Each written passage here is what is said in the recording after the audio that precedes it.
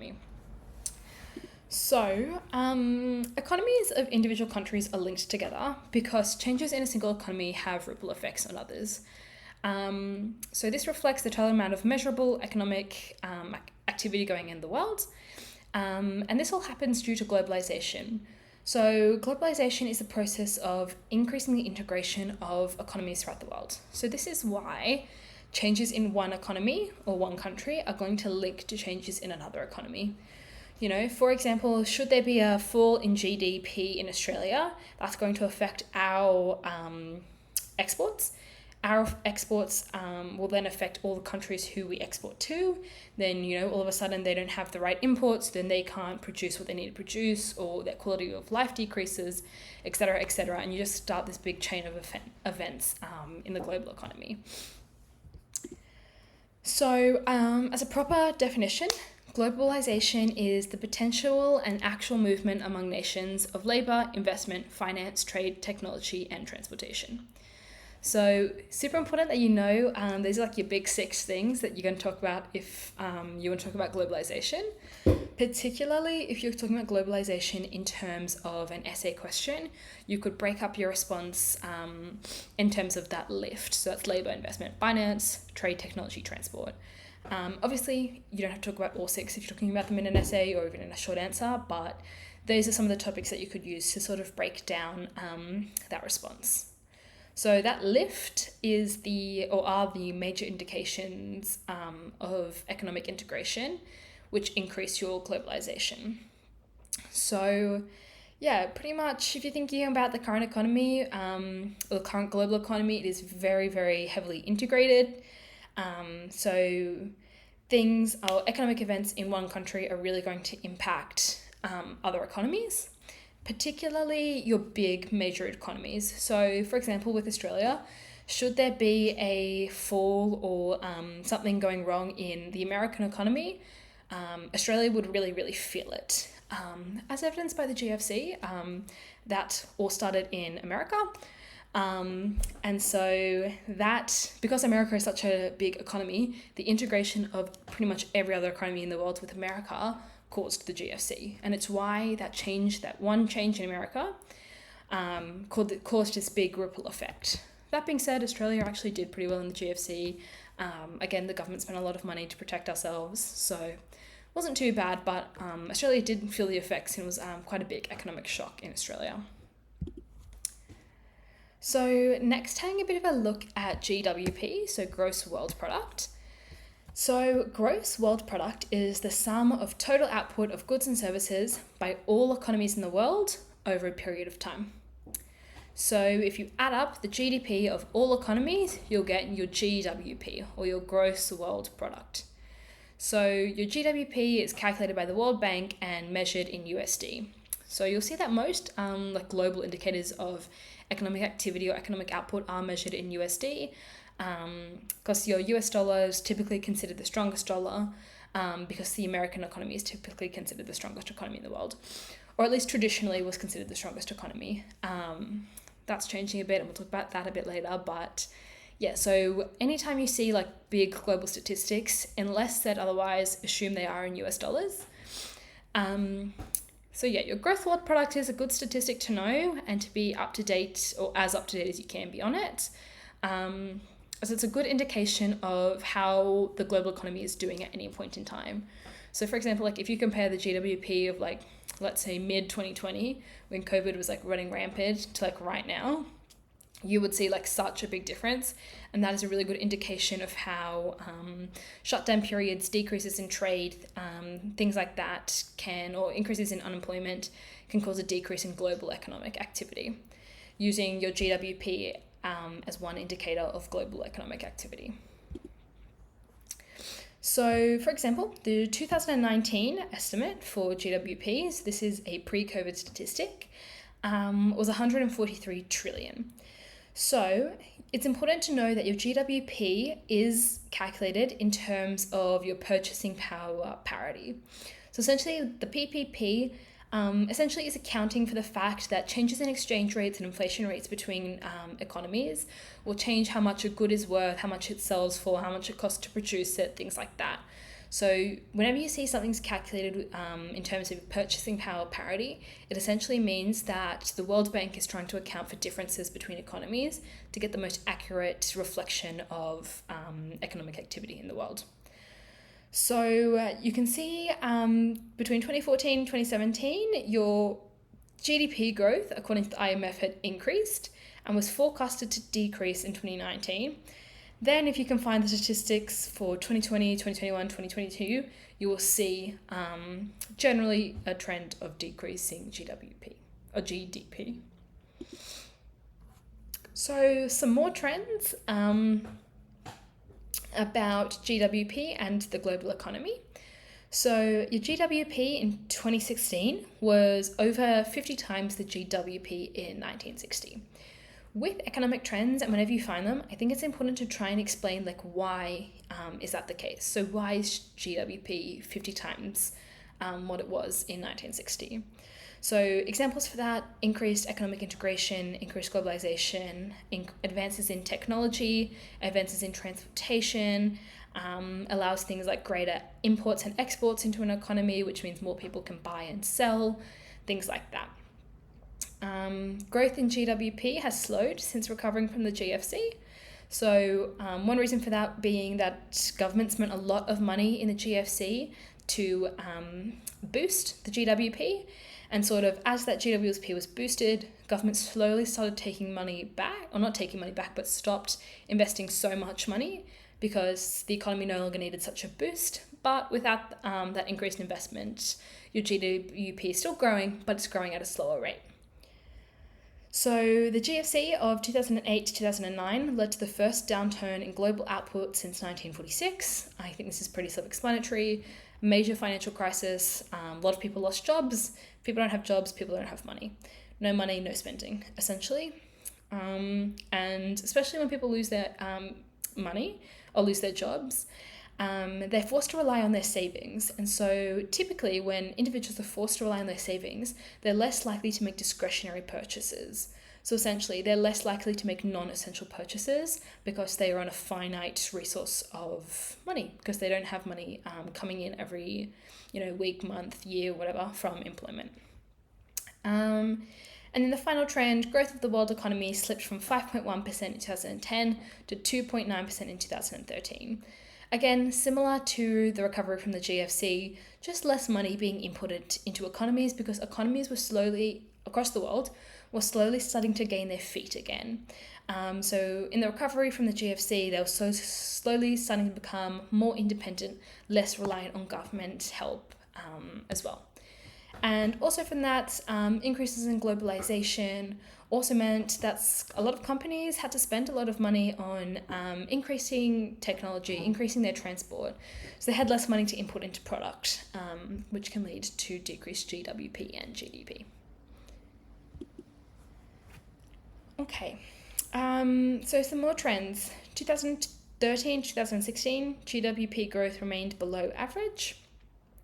During the GFC, advanced economies contracted by an average of negative 2.7%, whilst China and India had slower but positive growth. So this is a really interesting statistic, especially if you are going to talk about the GFC, which I think the GFC is a pretty good example to talk about with a lot of your globalization stuff, GFC and COVID, because it really shows how dependent economies are on one another.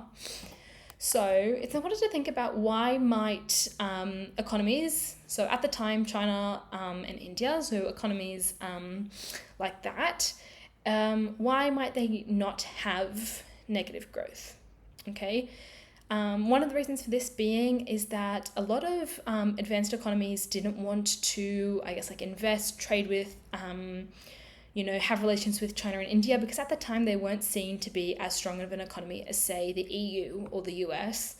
And because these economies were newer and still fairly emerging, they were less reliant on the rest of the world. So essentially, they weren't as reliant on the US. So when the US crashed, yes, they still felt some effects, like economies are, you could say, are all integrated to some degree, but they weren't as strongly tied as, say, Australia would have been, because they were fairly newer economies.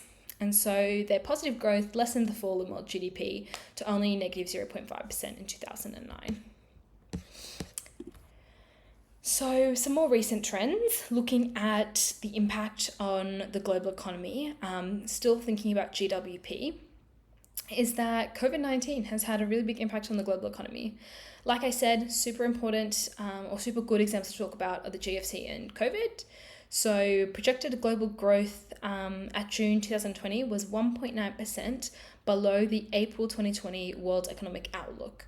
So this can just show like how economies during COVID, when they were essentially isolated from one another, there was a really sharp turn in economic growth across the world.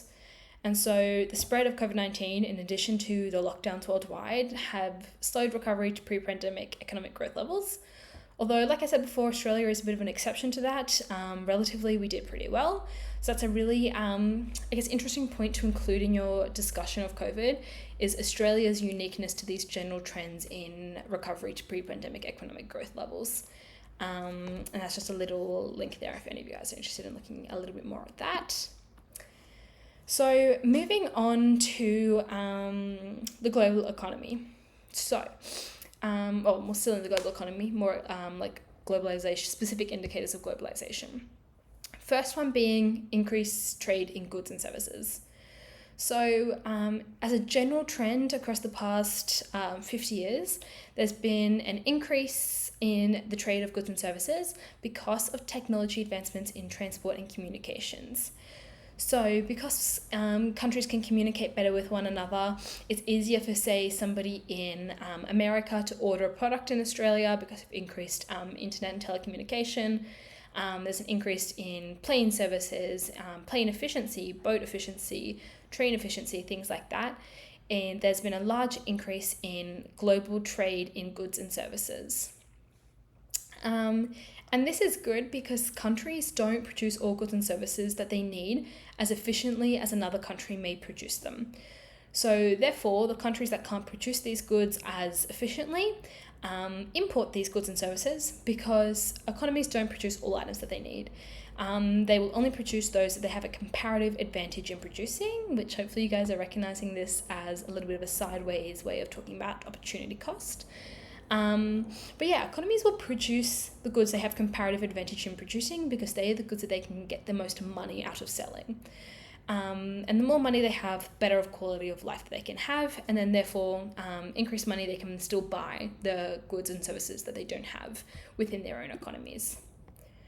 So a lot of governments have actually encouraged trade and trade liberalization, including the removal of protection, in order to encourage economies to only produce what they are efficient as producing, which gives them a greater flow of money as well. So between 1990 and 2016, you can see a rapid increase in the trade of goods and services. So in 1990, 30% of global output happened as a result of trade in goods and services, increasing to 58% in 2016.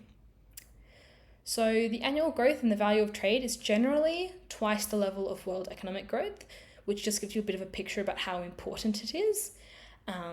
As well as new technology in transport and communications have also reduced costs of trade. The more efficient transport and communications are, essentially the less they cost, which is why a lot of companies, as well as a lot of governments, invest a lot of money into transport and communications as well. So, looking, I guess, at this little table, we've got changes in composition of global trade. Okay, so how has the composition of trade changed? So essentially, how has it changed what goods and services are traded? So global trade is still dominated by manufactured goods, including cars and electronics, although it is declining.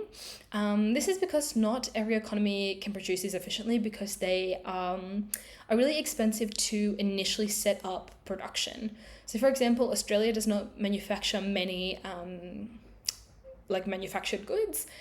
We used to do manufacture cars until the protection was removed on that industry because Australia just could not do it efficiently.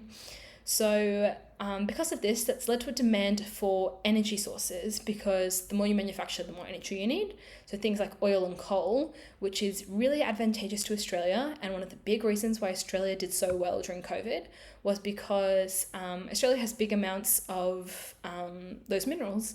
So the thing is, energy is something that people are going to need, COVID lockdown or not. People are always going to need energy, which is why Australia, just did so well during COVID, because people still needed our goods. And your big services, finance and communications are growing. In Australia as well, education is becoming a really, really big service that Australians export.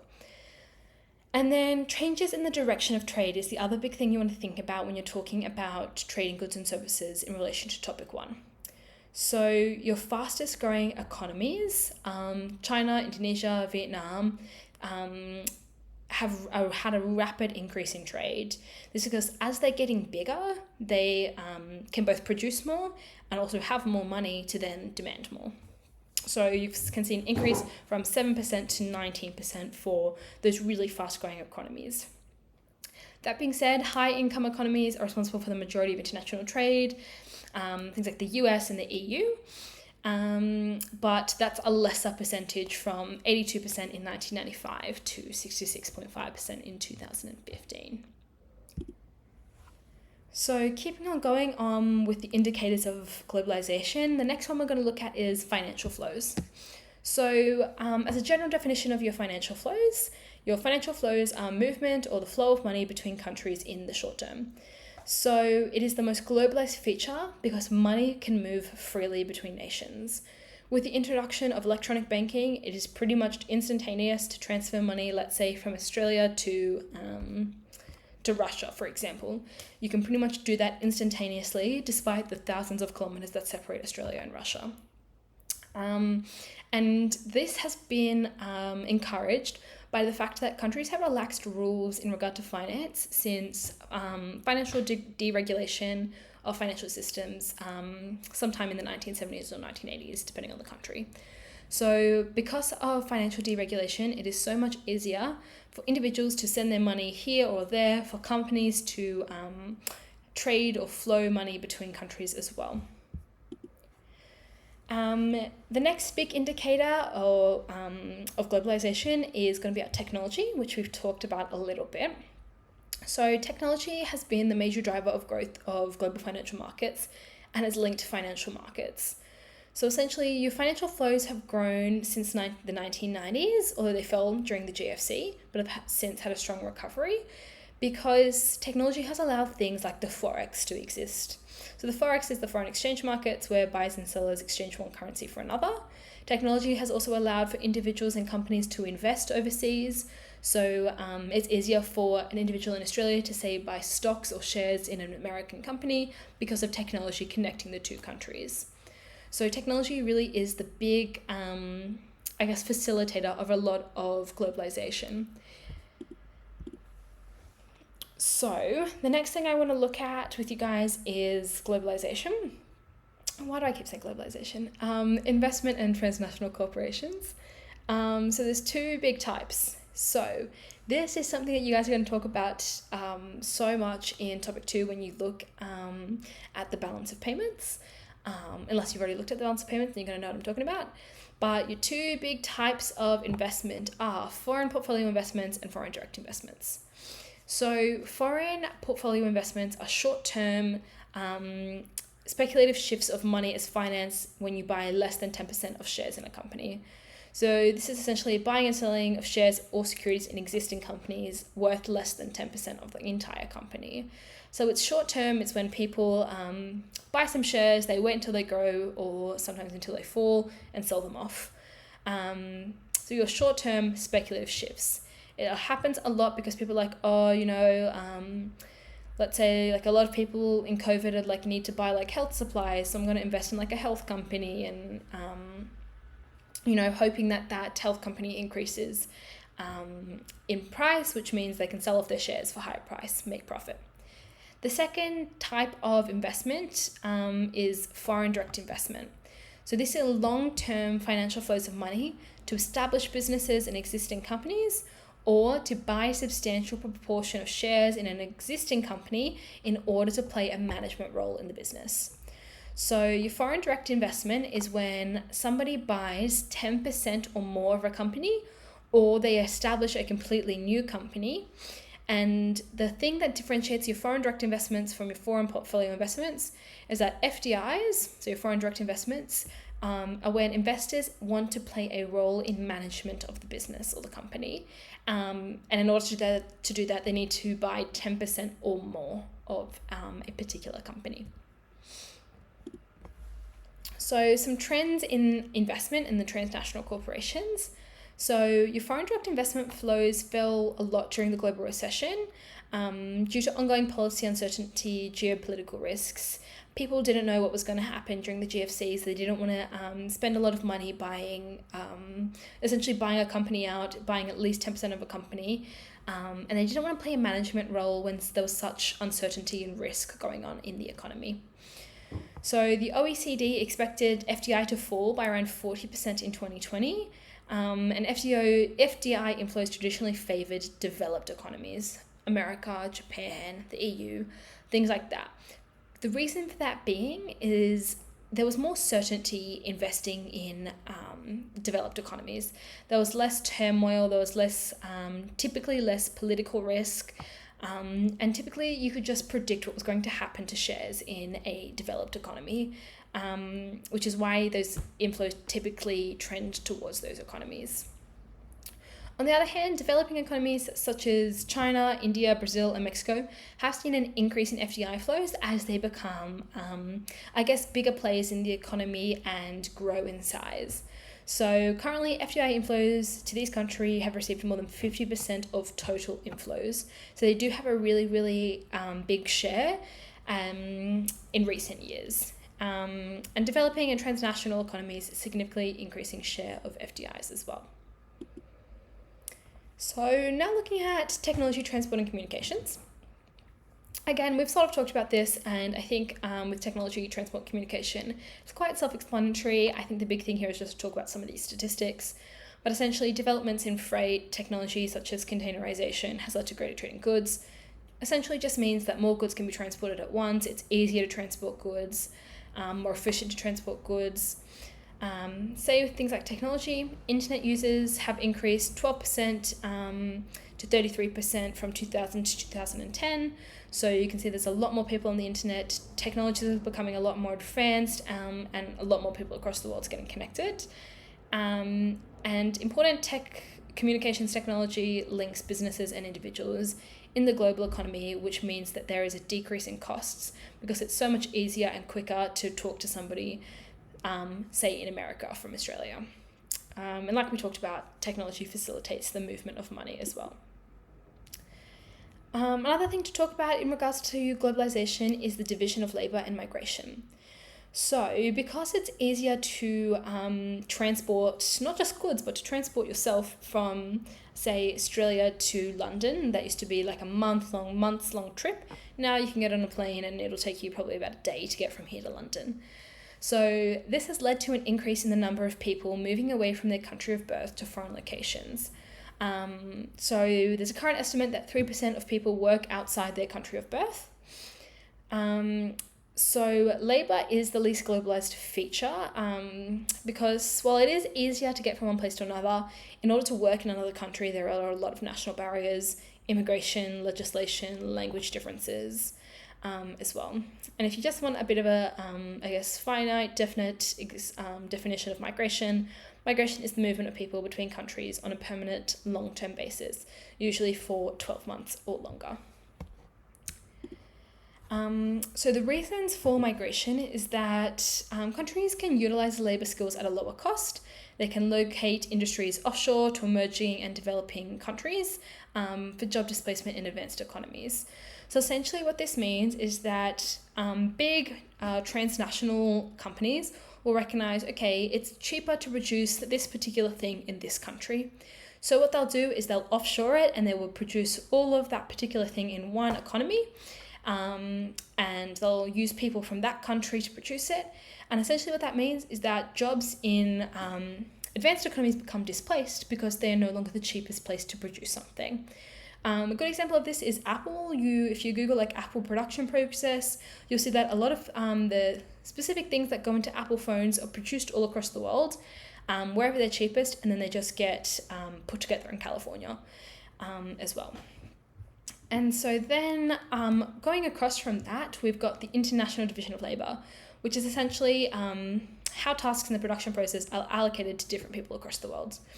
So highly skilled individuals are attracted to rich economies such as the USA, which has resulted in brain drain from Australia. So essentially what brain drain is when people study in Australia because for whatever reason, maybe that's you were born here, you study here. If you're from overseas, maybe it's cheaper to study here than your home country. For whatever reason, people study in Australia, but then as soon as they've got their degrees, they'll go off to richer economies, such as the USA, where their particular skills are going to be rewarded with higher wages in another country. A big example of this is people who study things like medicine. They'll study it in one economy, which is where they, for whatever reason, that's where they got in. It's cheapest there. They had family there or whatever. And then they will take their medicine degree and they will practice overseas somewhere because it pays better. And that's a really good example if you want to look it up about like the medicine brain drain. Not just Australia, it happens all across the world, particularly in a lot of developing economies as well. But that's just one example of something you can talk about with the International Division of Labour and a potential disadvantage of globalisation as well. Okay, so that wraps up our power run through globalisation.